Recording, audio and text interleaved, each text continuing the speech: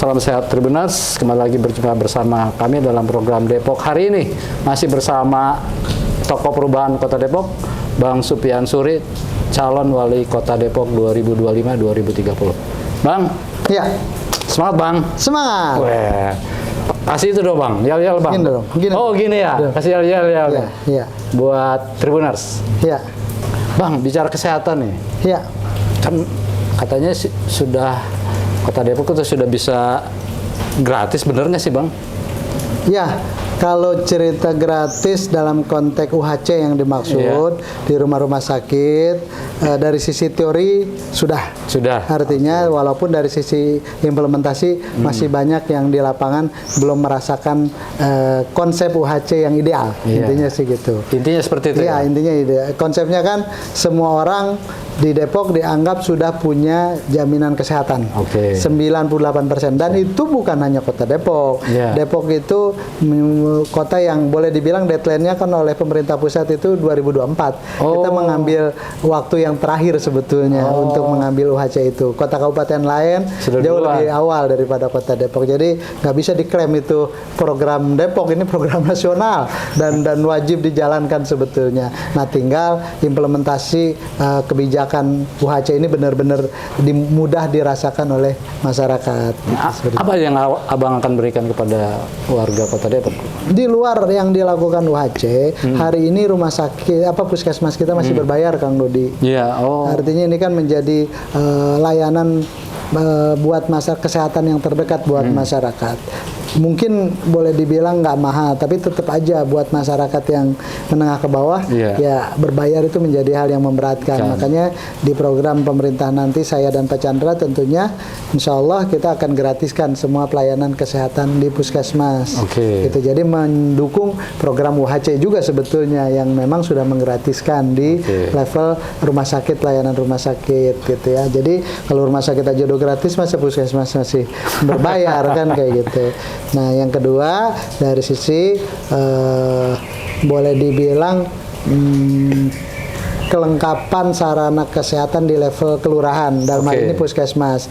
Karena kita dari 63 kelurahan ini baru ada 38 puskesmas di Kota Depok. Masih jauh ya? Masih kurang jauh. Nah, kalau cerita 63 dikurang 38 lah. Artinya itu harusnya idealnya satu kelurahan, satu puskesmas idealnya seperti itu. Termasuk kalau saya melihat kan daerah-daerah perbatasan tuh untuk mengakses puskesmas tuh susah warganya. Terutama kayak daerah Bojongsari gitu kan. Itu bagaimana Bang? Ya prinsipnya sekarang memang kita harus dekatkan layanan kesehatan. Salah satunya tadi ada satu puskesmas yang hari ini untuk 2 kelurahan gitu. Jadi memang belum benar-benar dekat. Jadi akses untuk mencapainya ya agak jauh. Yang kedua tadi masih berbayar gitu. Jadi itu juga menjadi hal yang boleh dibilang ya memberatkan masyarakat. Apa nanti Abang kan jemput bola?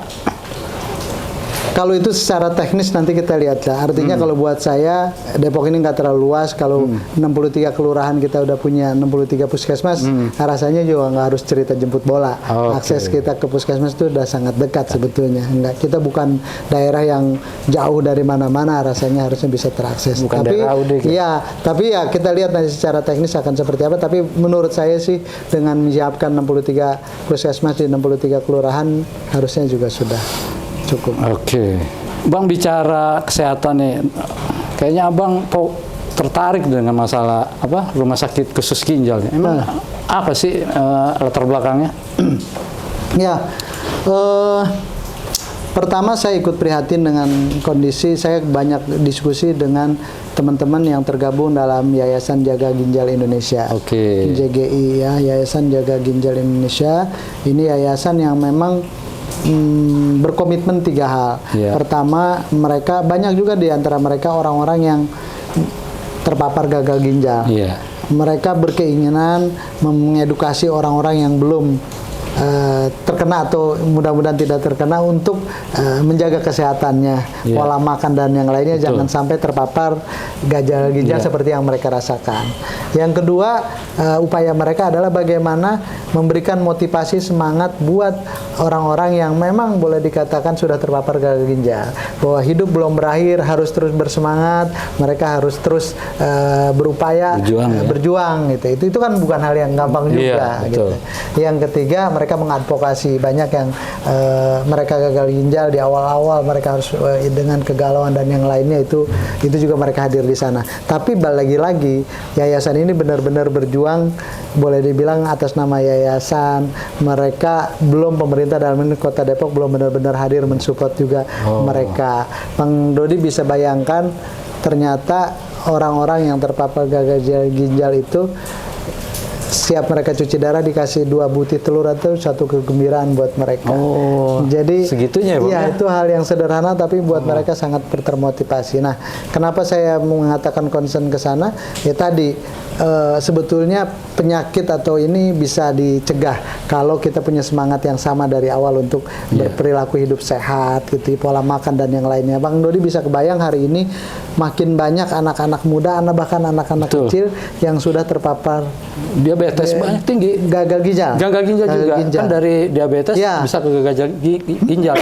Ya pokoknya seperti itu ya. Jadi kebayang kalau mereka harus cuci darah sepanjang hidup mereka gitu. Bahkan bahasa teman-teman yang yayasan jaga ginjal ini, kita yang terkena gagal ginjal ini, kita yang akan miskin pelan-pelan gitu ya. Karena mereka secara produktivitas sudah tidak maksimal lagi, tapi secara kebutuhan mereka makin sangat membutuhkan dukungan. Memang kemarin saya juga dapat informasi dari di berita, banyak ada pelajar Depok yang cuci darah di RSCM gitu. Karena itu pola makan, sehingga mereka diawali dengan diabetes, kemudian gagal ginjal. Pola makan.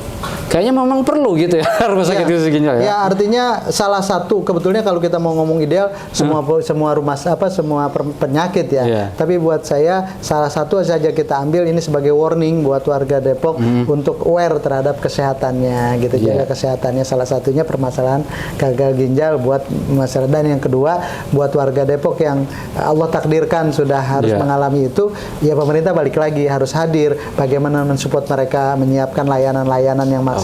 Makanya salah satunya idenya adalah bagaimana mewujudkan rumah sakit pelayanan gagal ginjal buat warga Depok gitu ya. Balik lagi, ini juga tidak harus bangun rumah sakit khusus. Rumah sakit kita yang RSUD yang ada, kita tambahkan layanan yang maksimal untuk pelayanan gagal ginjal seperti itu. Jadi Tribunas, yang dimaksud dengan Bang Supian adalah didirikannya rumah sakit khusus ginjal itu adalah bukan rumah sakit baru mungkin ya. Karena ini juga udah amanah dari Kemenkes. Kemenkes itu mengamanahkan beberapa layanan khusus yang dimaksimalkan di rumah sakit umum daerah. Jangan sampai misalkan penyakit jantung harus ke Jakarta, penyakit harus ke Jakarta gitu. Jadi pemerintah daerah bagaimana punya layanan maksimal untuk beberapa penyakit yang hari ini masih menjadi penyakit yang boleh dibilang jadi, banyak dan berbahaya. Abang kita ini akan lebih mengedukasi mungkin ya. Dia mengedukasi bagaimana pola hidup sehat terhadap generasi muda Kota Depok, kemudian juga advokasi terhadap para penderita gagal ginjal, dan mungkin membantu keluarganya gitu ya. Pastinya. Keren emang. Tapi kita berdoa jangan sampai banyak yang gagal ginjal. Iya pasti. Oke Bang, satu lagi nih Bang, mungkin kalau yang lagi tren sekarang nih tentang stunting nih.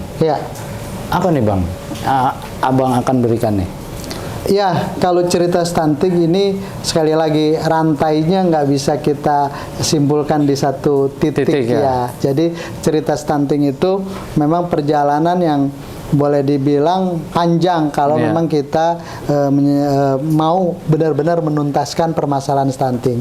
Kalau hari ini kita bercerita stunting, terus anak-anak yang udah masuk kategori stunting kita lakukan pengobatan, ya pasti kita akan kewalahan karena akan muncul stunting yang baru gitu. Sementara untuk mengembalikan dari anak yang stunting untuk menjadi anak yang sehat itu juga butuh effort yang besar. Makanya harus dari hulu untuk bisa mencegahnya. Hulu itu dari mana? Bahkan dari anak-anak remaja putri, mereka udah cek, diedukasi kesehatannya. Kita sudah melakukan pengecekan terhadap anak-anak remaja putri, rematri kita, dia masuk kategori anemia atau tidak. Kalau mereka masuk, bahkan persentasenya hampir 50% lebih masuk kategori anemia, yang punya potensi kalau tidak diberikan peningkatan kesehatan pribadinya, dia akan bisa melahirkan anak-anak stunting gitu. Jadi dari situ nih nyambung nih, mereka harus dicek anemia atau tidak. Bila anemia, mereka harus dikasih tablet tambah darah namanya, biar mereka tidak lagi masuk kategori anemia.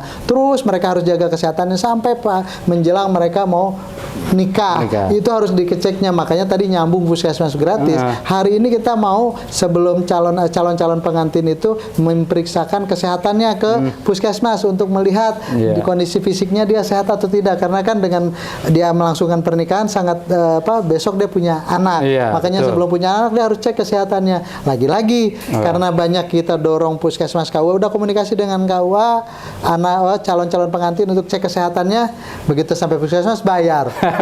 Dia biayai buat pernikahannya juga udah banyak, mau cek kesehatan terus bayar lagi gitu. Akhirnya dia udah nggak peduli, udahlah gimana nanti kan gitu. Di saat bagaimana nanti, dan di saat memang kebetulan dia punya targetnya belum sehat, besok punya melahirkan anak, ya ini pada akhirnya akan muncul anak-anak dengan kode stunting. Ini dari sisi proses dulu nih, ya dari mulai, belum lagi setelah dia hamil, diproses, dicek kesehatannya, kandungannya dan yang lainnya. Setelah dia anak lahir, siapa yang akan merawat maksimal? Kalau mohon maaf tidak dirawat maksimal orang tuanya, bisa jadi prosesnya udah bagus, begitu lahir perawatannya tidak maksimal, akhirnya bisa juga stunting lagi. Jadi panjang ya rantainya, nggak semudah yang dipikirin ya. Harus panjang. Jadi memang pemerintah harus benar-benar hadir di semua tahapan-tahapan itu. Harus serius ya. Harus serius, nggak bisa cuma seremonial kalau luar biasa. Tribuners, jangan kemana-mana, masih bersama dengan Bang Supian Suri. Jangan lupa subscribe ya.